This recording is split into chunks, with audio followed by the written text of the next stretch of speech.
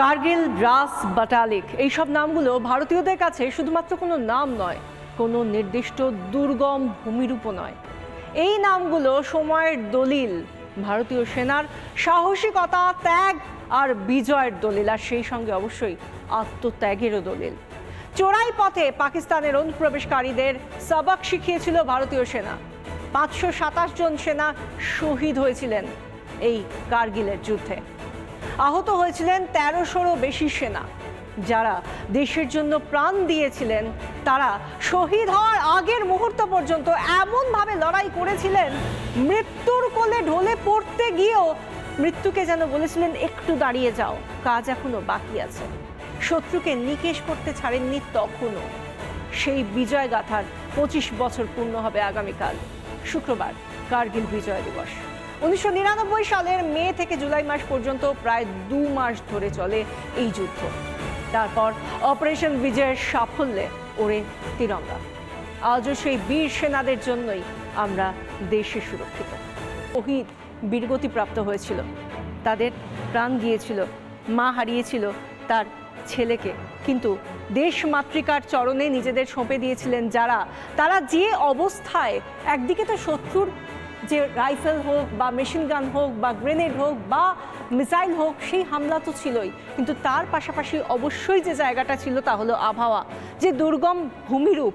সেই দুটোকে একসঙ্গে করলে, একদিকে দুর্গম ভূমিরূপ এবং সেই সঙ্গে প্রাকৃতিক যে অবস্থা, হিমাঙ্কের কত নিচে, কোথাও -10 ডিগ্রি সেলসিয়াস, কোথাও -12 অর্থাৎ -12 ডিগ্রি সেলসিয়াস, এরকম জায়গাতেও তারা দিনের পর দিন থেকেছেন। তারা হয়তো বাংকার করে উঠতে পারেননি, তারা সেই অবস্থা থেকেছেন এবং তারপরেও কেউ সেই অবস্থা থেকে একটার পর একটা শৃঙ্গ, ওরকম খাড়াই একটা দুর্গম পথ, সেগুলো তারা নিজেদের যা যা সামরিক সরঞ্জাম সব কিছুকে পিঠে নিয়ে, কাঁধে করে সব কিছু নিয়ে তারা ওই ভয়ঙ্কর একটা ভূমিরূপের মধ্যে দিয়ে ওই শৃঙ্গগুলোকে একের পর এক টার্গেট করে সেগুলোকে উঠেছেন।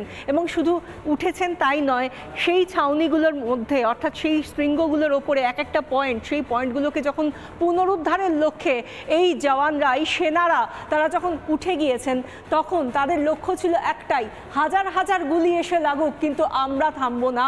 আর সেই সঙ্গে যারা এই অপারেশনগুলোকে লিড করেছিলেন, সেই সমস্ত অফিসাররা বা সেনা আধিকারিকরা, তারা একটা কথা মাথায় রেখেছিলেন যে তাদের সহযোগী যারা, তাদের সঙ্গে যারা সহকর্মী, আরও যারা সেনারা রয়েছেন, তাদের যাতে প্রাণ বাঁচানো যায়। যেরকম ক্যাপ্টেন বিক্রম বাত্রা, তার কথা না বললেই নয়, আমরা অবশ্যই তার কথা বা অন্যান্য যারা কার্গিল যুদ্ধের নায়ক, তাদের কথাও বলবো।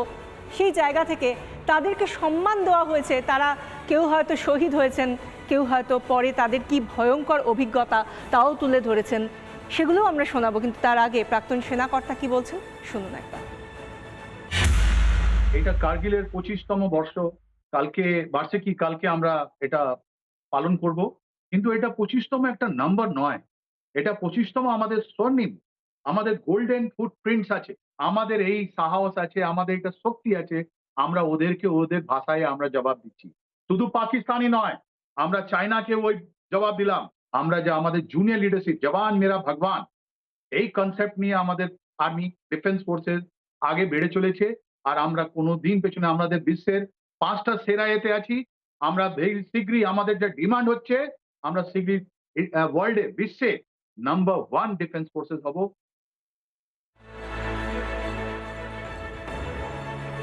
কার্গিলের দ্রাস, বাতালিক এই সেক্টরে যে হামলা চালায় পাকিস্তানি সেনা, তারা ঠাড়ে ঠাড়ে টের পায় যে কত বড় ভুল করেছিল তারা। পালিয়ে যায় তারা প্রাণ হাতে করে, এবং বলা হয় প্রায় 4000 পাকিস্তানি সেনা খতম হয় এই সময়। কিন্তু আজকে দাঁড়িয়ে 2024-এ দাঁড়িয়ে এই কার্গিল সেক্টরে, অর্থাৎ ভারতের পশ্চিম সেক্টরে, পশ্চিম বর্ডারে ভারতের কি প্রস্তুতি? একদিকে যেমন ভারতের কাছে রয়েছে, ভারতের রণসজ্জায় রয়েছে আধুনিকতম এয়ারক্রাফট, ফাইটার প্লেন, এবং তারই সঙ্গে সঙ্গে হেলিকপ্টার রয়েছে, অ্যাপাচে হেলিকপ্টার রয়েছে, তারই সঙ্গে সঙ্গে আর্টিলারিজ, অর্থাৎ যে কামান দাগা হয়, হাউইটজার আর্টিলারি রয়েছে ভারতের কাছে। তারই সঙ্গে সঙ্গে ভারতের কাছে রয়েছে অত্যন্ত আধুনিক এয়ার ডিফেন্স সিস্টেম, অর্থাৎ আকাশ পথে কোনো মিসাইল এলে মুহূর্তের মধ্যে ভারত সেই মিসাইলকে ধ্বংস করতে পারে। এখানে দাঁড়িয়ে থাকে বিভিন্ন ধরনের বেশ কয়েক প্রকারের আর্টিলারি গান রয়েছে এই সেক্টরে, অর্থাৎ পশ্চিম সেক্টরে, পশ্চিম সীমান্তে রয়েছে আপাচে হেলিকপ্টার। তারই সঙ্গে সঙ্গে ভারতের আধুনিকতম যে ফাইটার জেট সেগুলো এখানে মোতায়েন করা রয়েছে। এই গোটা বিষয় নিয়ে, ভারতের প্রস্তুতি নিয়ে, ভারতের এই মুহূর্তের রণসজ্জা নিয়ে কি বলছেন প্রাক্তন এনএসজি কমান্ডো দীপাঞ্জন চক্রবর্তী এই মুহূর্তে শুনবো এবং তারপর ফিরে আসবো আরো ডিটেলস নিয়ে। কার্গিলের সময় ভারতবর্ষ, 1999-এর ভারতবর্ষ আর 2024-এর ভারতবর্ষে অনেক অনেক পার্থক্য হয়ে গিয়েছে। যে আমাদের মাটিকে যদি কেউ আক্রমণ করে, আমাদের সার্বভৌমতাকে যদি কেউ আক্রমণ করে, তার জবাব দিতে আমরা প্রস্তুত। এবং আজকের দুনিয়াতে যে কোনো রাষ্ট্র যুদ্ধে জিততে গেলে সবথেকে বেশি যেটা দরকার সেটা হচ্ছে অর্থনৈতিক একটা সুদৃঢ় কাঠামো। সারা বিশ্বের কাছে সেই রাষ্ট্রের অ্যাকসেপ্টেবিলিটি বা গ্রহণযোগ্যতা কতটা, এই দুটোই কিন্তু আজকের ভারতবর্ষর আছে। ভারতবর্ষের আর্টিলারি, মেকানাইজড ইনফ্যান্ট্রি এবং air defence system, surveillance system অত্যন্ত উন্নত হয়েছে। এটুকু বলা যেতেই পারে যে ভারতের যে তিনটি মূল জিনিস সার্বভৌমতা রক্ষার জন্য এবং সীমান্ত সুরক্ষা করার জন্য, যে টেকনোলজি বেসড প্রসেস, অটোমেশন এবং মডার্ন ইকুইপমেন্টস, আর্মস, অ্যামুনিশন, এটা ভারত আজকে একদম স্বয়ংসম্পূর্ণ।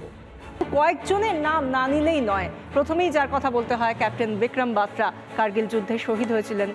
মরণোত্তর পরমবীর চক্র পেয়েছিলেন তিনি মাত্র 25 বছর বয়স। এবং মনে রাখতে হবে তিনি কিন্তু চাকরিতে জয়েন করার, দেশ সেবায় জয়েন করার 3 বছরের মধ্যে শহীদ হয়েছিলেন। এবার আসি আরেকজনের কথায়।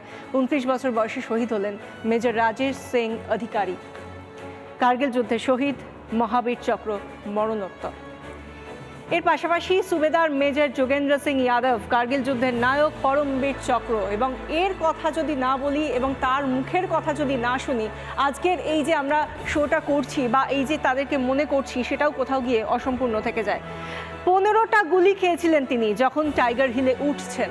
টাইগার হিলের মতো অত উচ্চতা, 15,000, প্রায় 16,050 মিটার, সেই জায়গায় সেই জায়গায় তিনি যখন উঠছেন তখন চতুর্দিক থেকে ধেয়ে আসছে পাকিস্তানি বুলেট। আর 15টা গুলি খাওয়ার পরেও তিনি তার লক্ষ্যে অবিচল থেকে সেই জায়গায় পৌঁছে যান যেখানে না পৌঁছলে অপারেশন বিজয় সাফল্য পেত না। কি বলছেন তিনি, সুবেদার মেজর यादव কি বলছেন? पर आप देख रहे हैं कि जहाँ विकेट टाइप में बना हुआ है, वहाँ दुश्मन ने हमें चारों तरफ से घेर लिया और हमारा रास्ता कट ऑफ हो गया। केवल हम 7 जवान ऊपर चढ़ पाए और हिंदुस्तान के 7 जवानों ने आधाधुंध दुश्मनों के साथ 5 घंटे तक फाइट किया और उस फाइट के दौरान मेरे 6 साथी शहीद हो गए। मैं भी जख्मी अवस्था में था। दुश्मन को लगा कि ये भी शहीद हो गया, इनमें से कोई जिंदा नहीं है। फिर उन्होंने हमको रीचेक भी किया है। मेरे बाजू में, पैर में 3-4 जगह पे गोलियां मारी, लेकिन उन गोली की पीड़ा को चुपचाप बड़ा सहता रहा। तो लास्ट में जब उसने सीने पे भी गोली चलाई, लेकिन तब तक एक मन के अंदर विश्वास पैदा कर लिया था कि अगर इसने मेरा सीना और सर में गोली नहीं मारी तो चाहे मेरा हाथ पैर दोनों ही काट करके क्यों ना ले जाए, मैं उस तक नहीं करूँगा और मैं जिंदा भी रहूँगा। लेकिन जब गोली चलाई तो जाकर के सिक्कों पे लगी, रिकोचिट हो गई। मेरे पास एक हैंड ग्रेनेड बचा हुआ था, मैंने अपना ग्रेनेड निकाला, उसके ऊपर ऐसे फेंक दिया तो कोट के अंदर हुड लगे हुए थे, हुड के अंदर वो ग्रेनेड गिरा। और जब तक गिरते ही उसने देखा यार पीछे कोई हरकत है, पीछे कोई था ही नहीं। जब तक उसने निकाल पाया, यहाँ से सर उड़ा और वो धमाका जब हुआ, पाकिस्तान के सैनिकों के अंदर खलबली मची कि इनमें से कोई जिंदा है, कुछ बोले जिंदा नहीं, जिससे फौज आ गई है। बस वो ही एक मौका था मेरे पास।